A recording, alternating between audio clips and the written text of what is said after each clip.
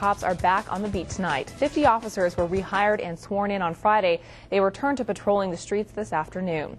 News on 6 reporter Chris Wright has more on the revamped force. New tonight, Chris. Sarah, these officers waited 6 months for this opportunity. And while TPD is still nowhere near normal staffing levels, it says having more than 4 dozen cops back will make a huge difference.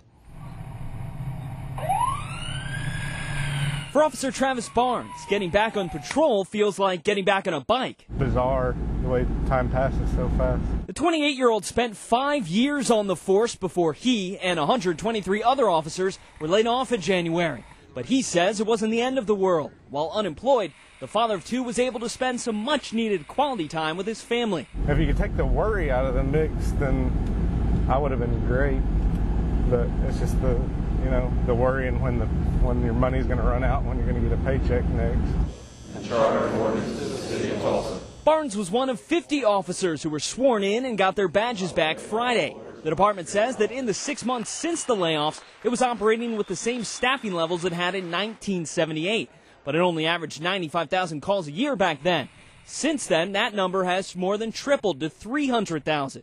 Chief Chuck Jordan says those not laid off handled the extra work well, but adding more officers to the mix will make everyone's job easier. It's a really big deal to have that many more officers. We're trying the best we can right now to make 911 calls. However, police work has been proven that proactive policing is what really makes people safe.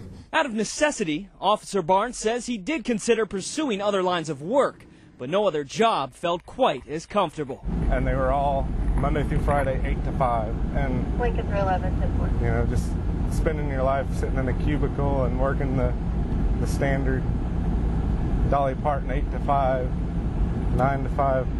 It didn't suit me. 25 additional officers also in the process of being rehired. They will be sworn in August 2nd. Chris Wright, the News on 6 tonight.